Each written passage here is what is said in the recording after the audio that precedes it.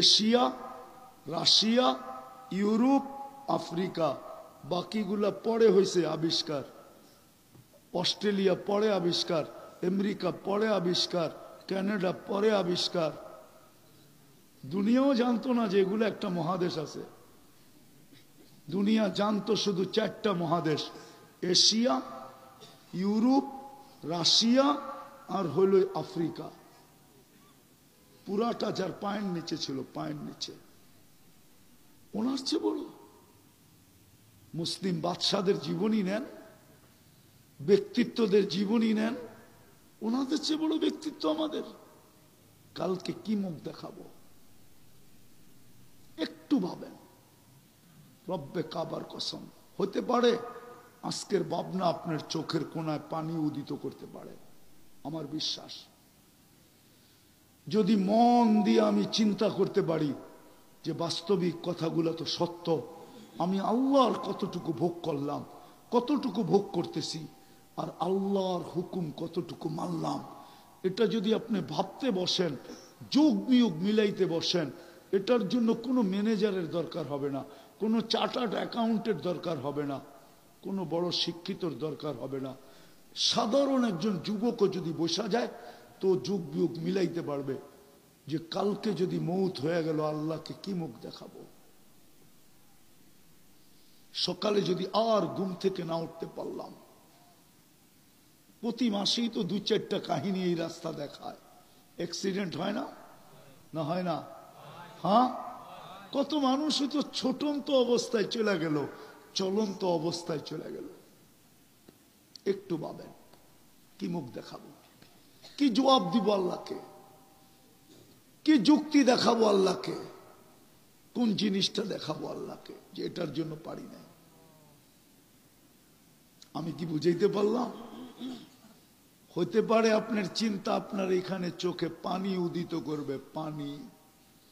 কেউ কারো না, এটাই সত্য। আমি তো বড় জোর দিয়া বলি, বাংলাদেশে গ্রামগঞ্জে গেলে দেখি অট্টালিকা, সিলেটে গেলে বহুত বেশি দেখা যায়, লন্ডনই বাড়ি, কিন্তু আজ পর্যন্ত কোনো বাড়ির ভিতরে কবর পাইলাম না। আমার দিলে বড় ধাক্কা লাগে যে বিদেশ থেকে পাউন্ড আইনা, লন্ডনি টাকা আইনা মনের মতো একটা প্রাসাদ বানাইলো। কিছুদিন হয়তো ছিল বটে মাঝে মাঝে আইসা, কিন্তু বাড়ির মানুষগুলা কেমন নিষ্ঠুর। লোকটা মরতে দেরি, ওকে জঙ্গলে রেখা, কবরস্থানে রেখা আসতে দেরি করে নেয়।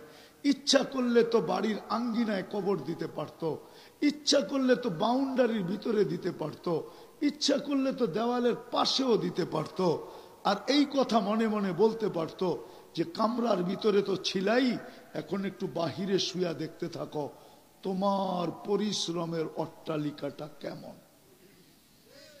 কিন্তু আজ পর্যন্ত তো পাইলাম না, না গুলশানে পাইলাম, না বনানী পাইলাম, না বাড়িদারা পাইলাম, না ধানমন্ডি পাইলাম, না গ্রামে পাইলাম, না গঞ্জে পাইলাম, কোথাও তো পাইলাম না যে অট্টালিকা বানাইলো আর মৃত্যুর পরে আপনজনরা অট্টালিকার পরিধির ভিতরে তাকে কবর দিল। সবার তো তর্ক যুক্তি একটাই, কবর নিয়ে আবার বাস করে কি করে। একটু বোঝেন, চলে যেতে হবে, চিন্তা করেন।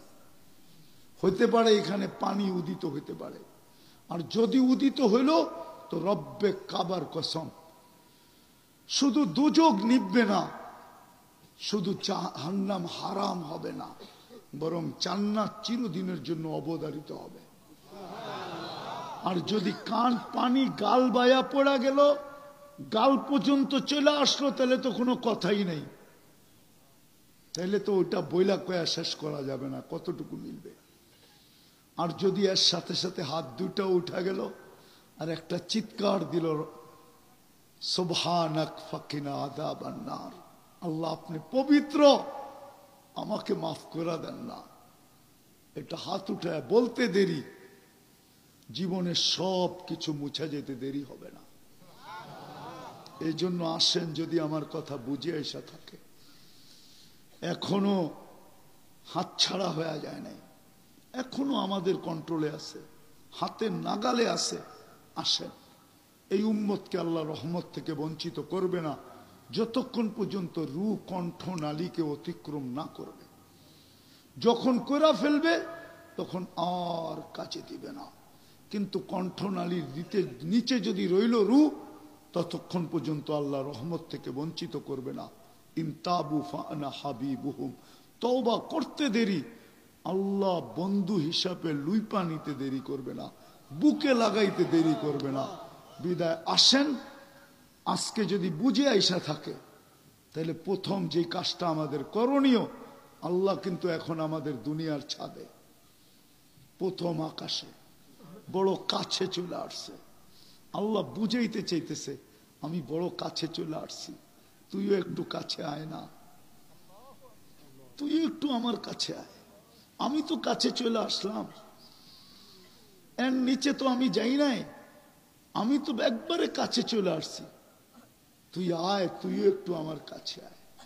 এই জন্যই মনে হয় আল্লাহওয়ালা রাত্রে ঘুমাইতে পারে না।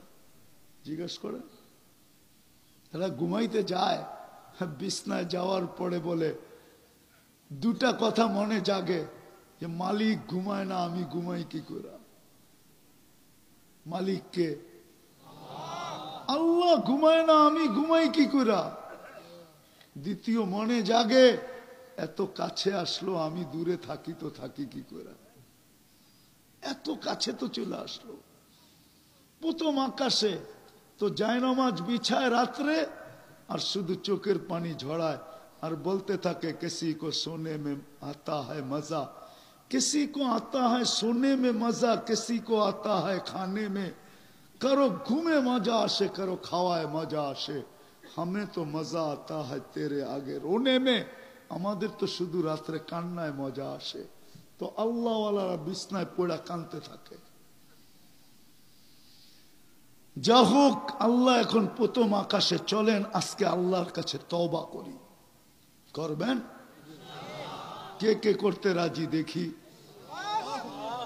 তাইলে বইলা দেন, হাত যখন উঠাইছেন আল্লাহকে বইলা দেন যে আল্লাহ অতীত থেকে তওবা করলাম, আপনি আমাদের তওবা কবুল করেন, আমাদের পিছনের গুনাহগুলোকে মাফ করে দেন।